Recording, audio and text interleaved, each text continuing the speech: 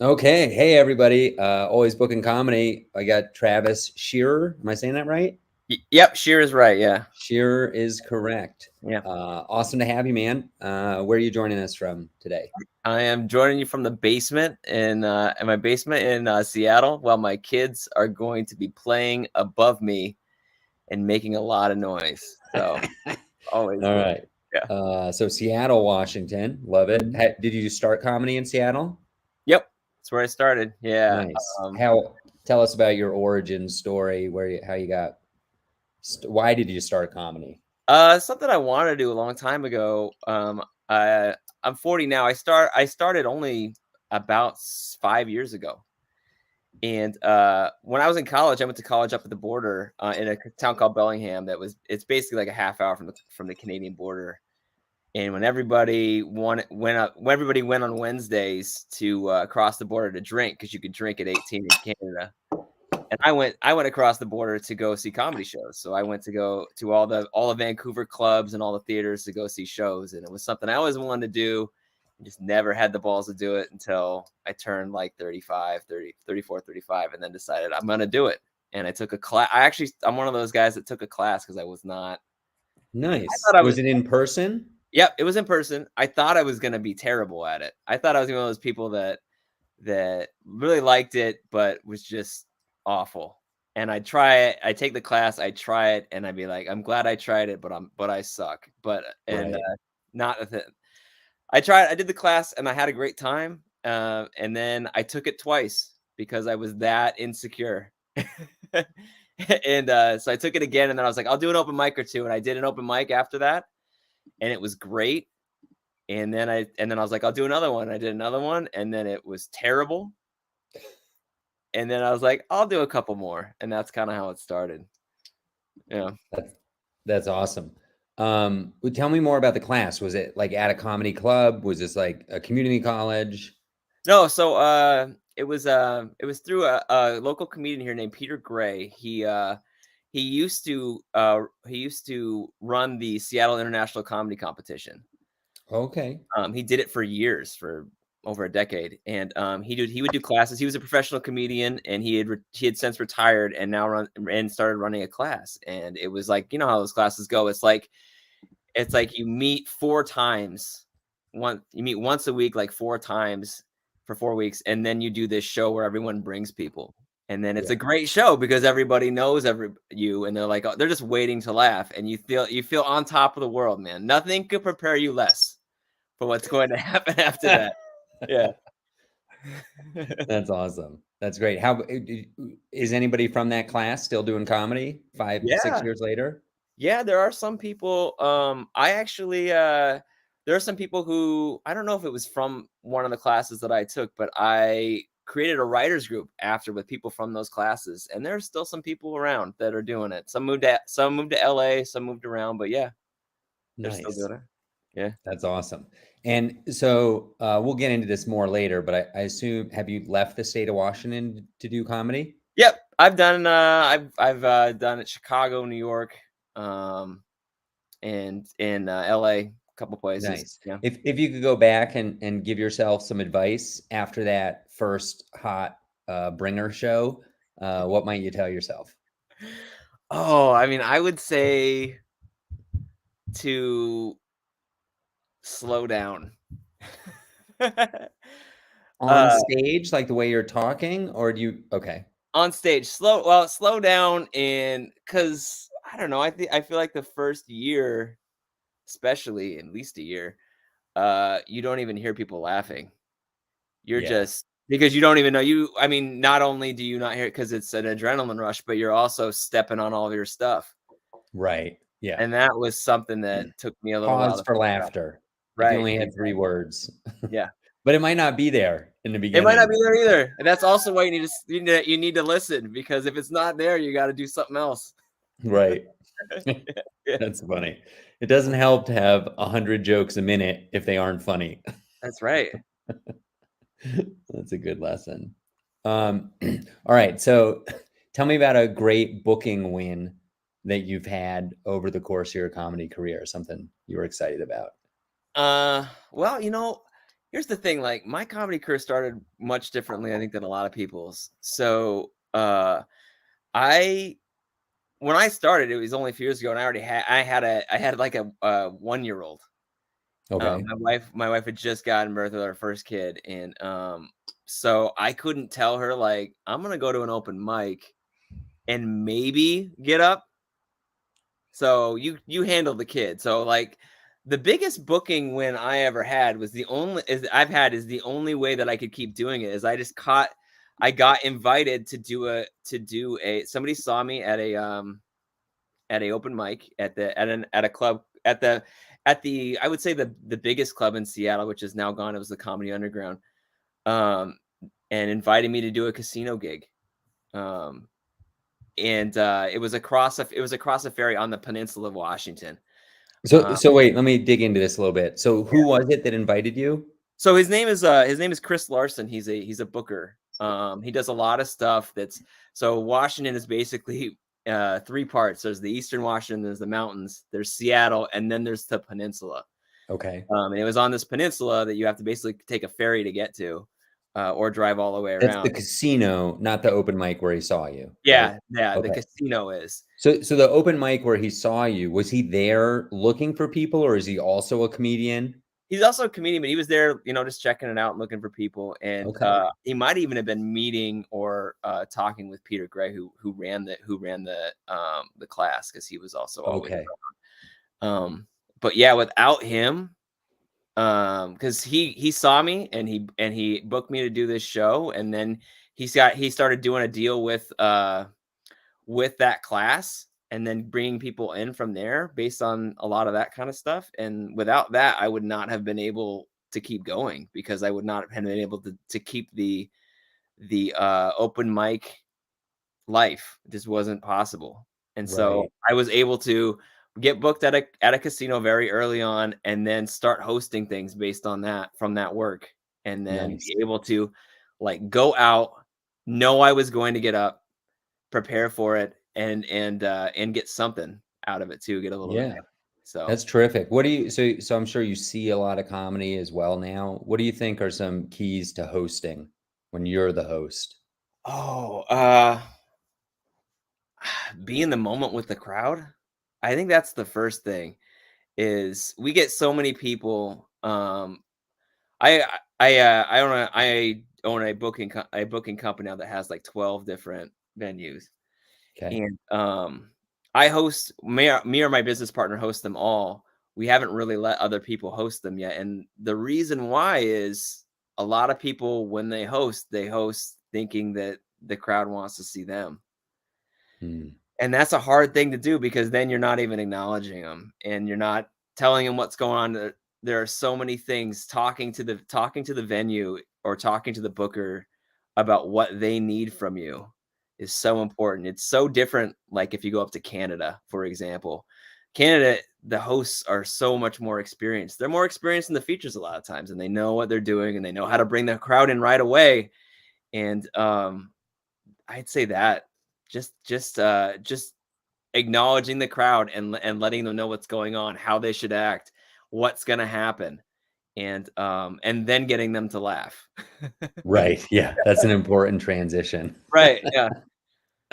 Nice. Awesome. So, okay, so you run a booking company. What's it called? It's called What are your Cozy favorite Comedy. venues? What are your least favorite venues? Tell us some show running stories. It's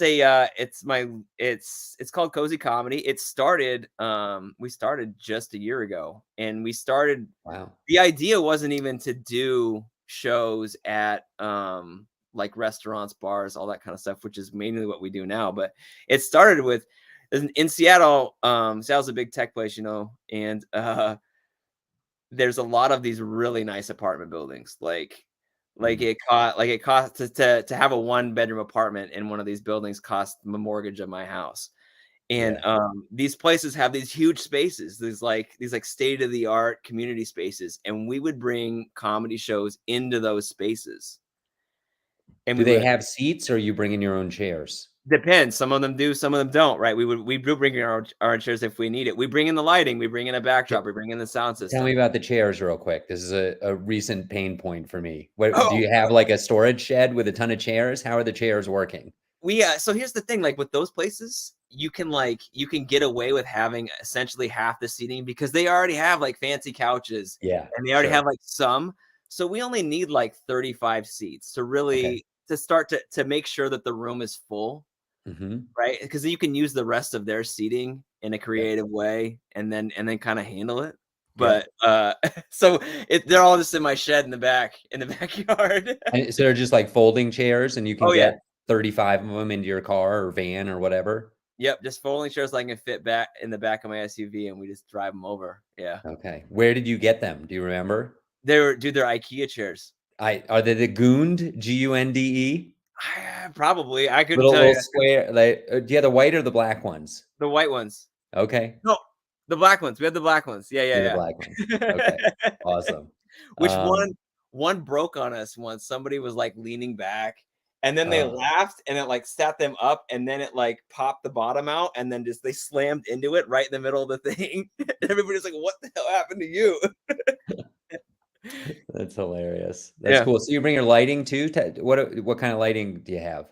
We have a couple of, like, portable spotlights that we use, Okay.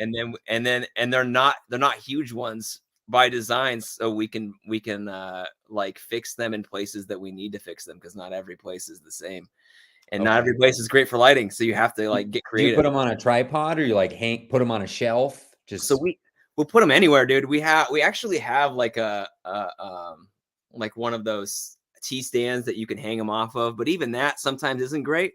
So okay. sometimes we'll hang them off a different lighting fixture. We will zip tie them to a beam. We'll do anything we can get to get the right get them in the right spot. Nice. That's incredible. And so are you bringing a PA as well sometimes? Yep, we bring a PA. We get like we have like a Bose PA system that The we bring in. skinny Yeah, the same one. No, no, it's not the skinny Oh, one. We actually have like it's like a cube, but it can fill a room that can fit okay. I know what more you're talking than 10. about. Yeah, and then the cool thing about it too is it can also Bluetooth to another one, just in case you need a Nice. bigger room, which is really cool. Yeah. Cool. Okay, so I kinda sidetracked you. So you're going into these fancy apartment buildings, Yeah. and rent's super expensive. So do these places, they have entertainment budgets?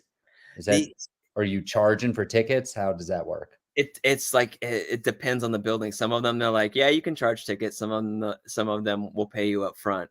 It Okay. all kind of depends on what they have available because it's also depending on what time of year you get them. They might have already spent all their money on a I don't know, like a dude who's doing tarot cards. I have no idea what else they Right. spend money on, or a bunch of pizza parties. Who the hell knows? Sure. But we kind of advertise it in a way where it's like you bring your own alcohol, just come on down, hop an elevator, and come see a national headliner. Just have a great Right. time. Yeah. That's amazing. Mhm. Cool. So these 12 venues, are they monthlies? Yes, they're monthlies. They're all monthlies. We have one or two that could probably go twice a month, but I don't want to push it. Like it is, Yeah. I'd rather have they sell out, and I'd rather have a sellout than Yep. 75% to both times. You know what I mean? Yeah. Yeah, that's So very smart. yeah, That's an important lesson. It's twice as good when there's, the last 20% of the people are in the room. right. And it's crazy. It's like it's a weird feeling when you turn people away at the door. Like you hate to turn people away, but you're also like, that's right, we got to turn Yeah, you away. and they'll come back next month, and it'll make Yeah, your life easier. They'll totally, get a ticket earlier or whatever. Yeah, exactly. I Yeah, yeah, totally yeah. agree. Hmm. So tell me about some kind of nightmare show running story. Headliner doesn't show up, you forgot the chairs, Okay, I got a good one for you. okay. So, like I said, we host our own shows. And so we had this guy, this comic named Nick Thiessen, who's from Spokane, and Nick's a great guy. He came over. I'd never actually met him in person until the show, and so he shows up, nice guy, on time, ready to go, and he's like, "Oh, I brought a friend of mine who's also a comedian from a while ago. Can I have him? Can I bring him up?" And I was like, we don't really usually do that. I was like, okay, no, sure, go ahead. I talked to him a little while. It sounds like he'd done it. And he's like, okay. So we we kind of wait for the show, and then I get some bios and stuff, and then I go over to him, and I'm like, "You're gonna go up right before Nick because he's your buddy. Can I get your bio?" And he gave me a couple of things. He's like, "Oh, by the way, I'm gonna need your help to get on stage because because I just had dual hip replacement surgery, and I'm gonna need some help." And I was like, "All right." So I go up, I do my thing, 15 minutes, get the crowd warm, and the other comics do their thing, and then I bring him up, and I go to help him up, and he goes to step on the stage, and he kind of misses it, and he slams his leg right into the stage. Is this your stage, or is it like a stage at the venue? It's a stage at the venue. Okay. But it's like one of those portable ones, right? Like it's not Yeah. like a stage with steps or anything. Sure. And so he stopped. This guy also, by the way, is like 70 years old. And and so all the other comics get up, and he wants to still go. So we bring him up. And he kind of leans back against like the back of the venue, and he's kind of shaken up about it because he's yelling into the microphone at this point. And somebody's finally like, "Why don't you pick up the mic?" And he's like, "Oh yeah, I should do that." And then just keeps talking at the mic, like didn't even figure it out. And then finally like, "Pick up the mic." He's like, "Oh yeah." So then he leans it over, and he's kind of like wobbling. And I'm like, "Oh my God, what are we gonna do? This guy's gonna pass out." And so he's up there for about 3 minutes, and he's obviously having a little bit of issue.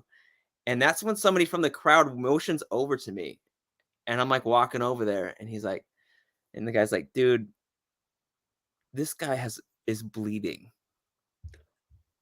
And I'm like, "What?" And it turns out I look down, and there's, you know how you stand with your feet like a foot apart? There's blood from one side of the shoe to the other side of the shoe. Like there's this much blood on, and it's a pool, and it's bright. It's a weird color. It's a weird red. And I caught that, but I didn't really get like what that meant.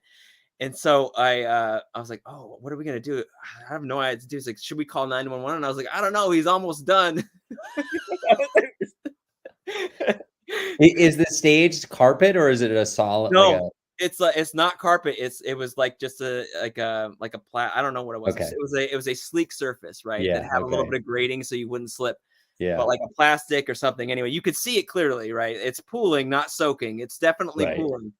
And so he just keeps talking, and then somebody yells out, "You're bleeding." And he looks down, and he goes, "Holy shit, that's a lot of blood." And they're like, and the crowd was like, "Yeah, it is." And then he goes, "I think I'll take care of that later." And he keeps talking into the mic. He talks into another few seconds, and this lady yells out, "You should take care of it now." And he's like, "Oh, you think?" And they're like, "Yeah." And everybody in the crowd then, like, there's a crowd of like 60 people, and everyone else yells, "Yes!" Like, there's like like it was like a group consensus. He's like, "Oh, okay." And so then he comes off the stage, and the people are like kind of clapping, right? And we get him off the stage, and he's like trailing blood. They go set him next to the stage, and they put his leg up. And so I get up there, and I'm like, "We're gonna take a minute to clean this shit up before we before we start the show. Give one more hand to this dude." And so they all kind of clap, and we're waiting. And then finally I'm like, "I'm gonna call 911 because we got to get paramedics out there. We can't get they're trying to stop the bleeding with napkins, right?" They pull up his pants, and like it's like what happened was his leg, like the side of the stage legs, and his shin went like this, and like it just scraped. Oh, oh, Like it wasn't man. even just like a single cut. Like it was like really, it was gross. Anyway, it's like, "We're gonna call 911." And that's when Nick comes up to me. He's like, "Dude, you need to also tell him that he's on blood thinners. That's why his blood is that color." And I'm like, "Oh my God." Like, it would have been helpful to tell me that like 5 minutes ago. And Right. so I'm on the phone. And so here's the thing. He's like sitting there bleeding, and he's yelling out jokes to the crowd. Like, he's leaned back, his legs up. People are putting stuff on his leg, and he's yelling out jokes to the crowd.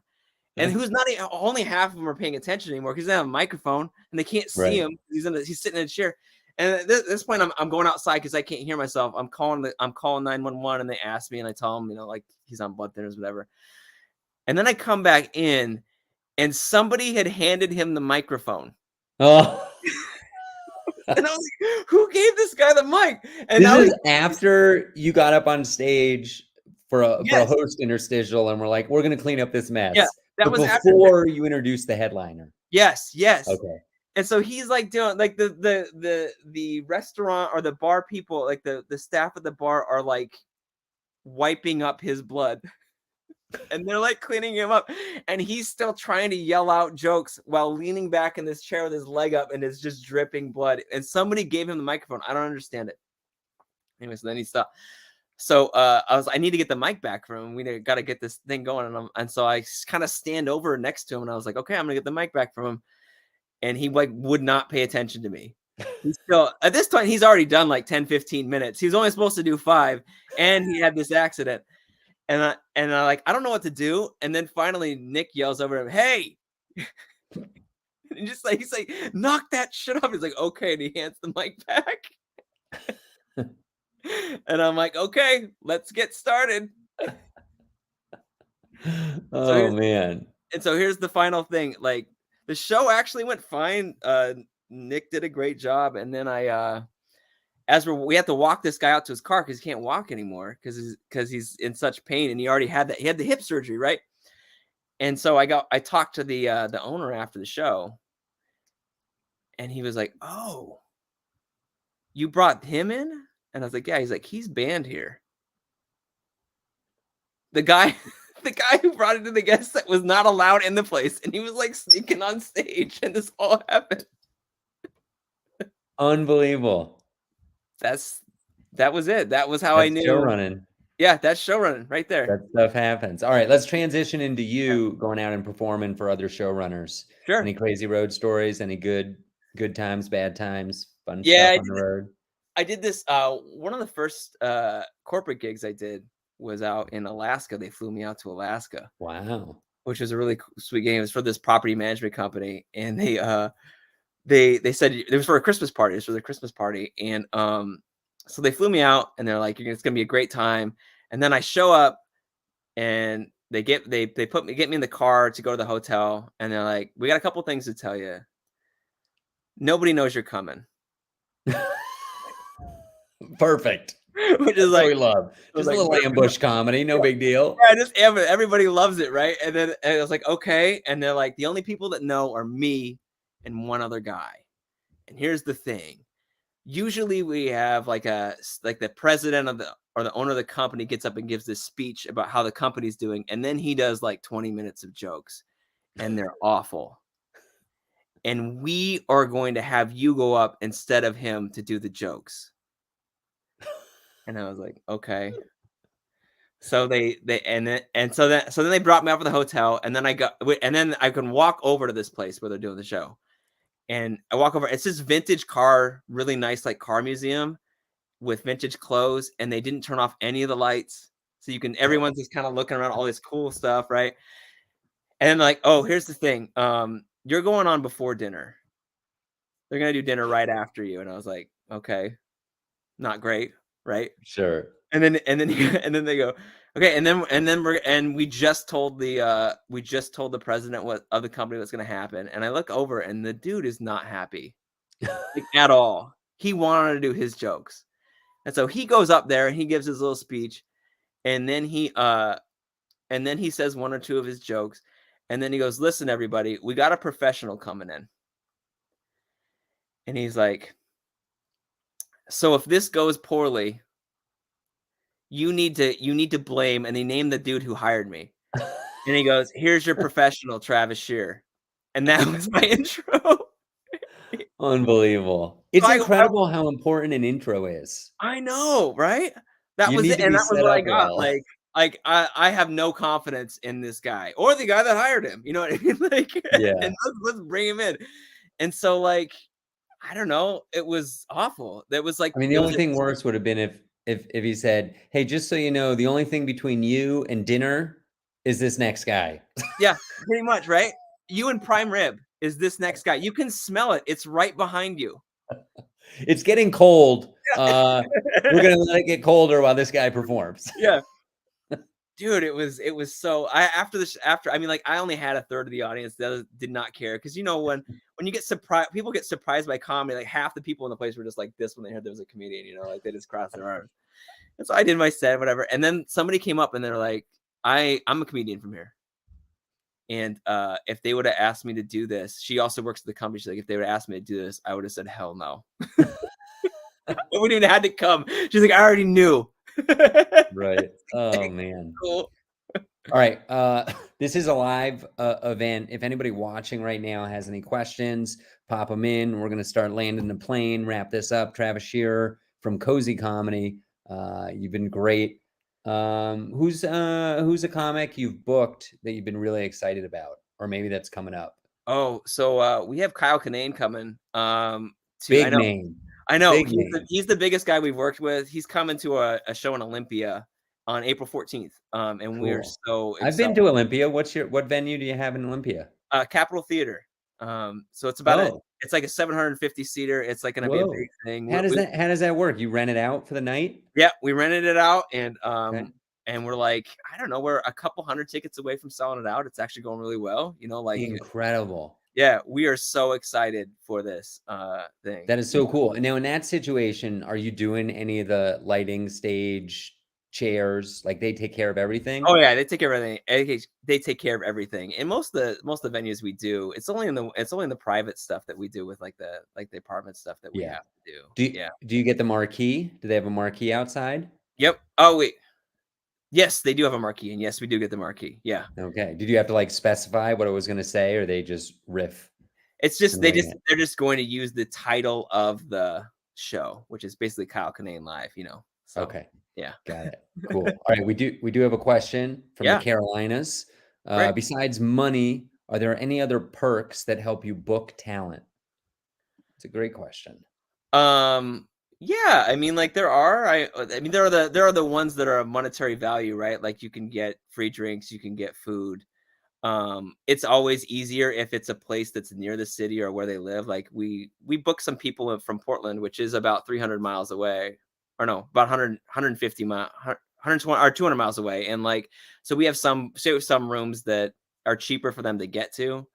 So there's that. There's also, we try to like book headliners that we know, especially for feature level people. We try to book headliners that we know will talk to the features and spend time like helping them out.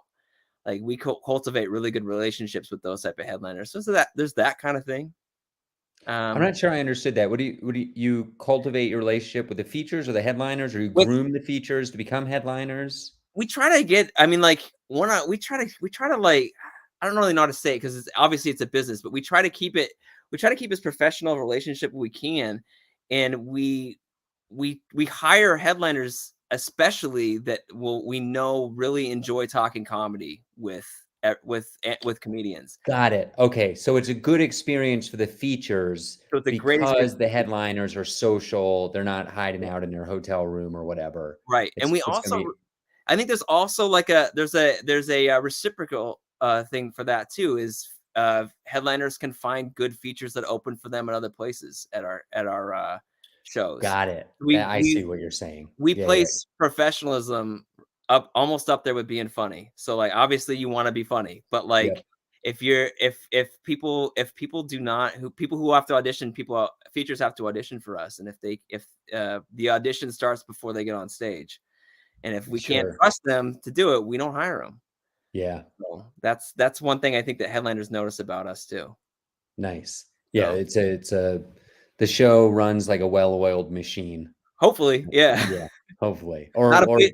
bleeding machine. Yeah. What a great way to end. Well, comedy can be a bloody mess sometimes. And all right, you got any personal gigs you're excited about this year? Or Um I mean, I got a few that I'm hosting for for a comedian that I really respect, Monica Nevi. oh yeah, I know Monica. I worked with her in Olympia of all Oh, places at cool. that Yeah. Mexican restaurant. Blue, the production company is called Blue something, or we won't Oh, give them okay. a hard time. But Okay, yeah. But yeah, I'm hosting for her in June at a theater in Enumclaw. And that's gonna be really fun. Like this, that's just awesome. nothing really huge, just some small stuff that I really enjoy doing. So Yeah, yeah, everybody look her up. She's got a helium special on YouTube. she's Monica fantastic. Nevi. Yeah, Yeah, she's great. she just put it out and it's great. Yeah. Yeah. All right, Mhm. Travis Shearer, Seattle, Washington. Hopefully, I'll see you in person sometime. This was a lot of fun. Thanks for answering some questions. Sounds Have a good. I great hope I night. didn't babble too much. You did great. I'm going to end the broadcast.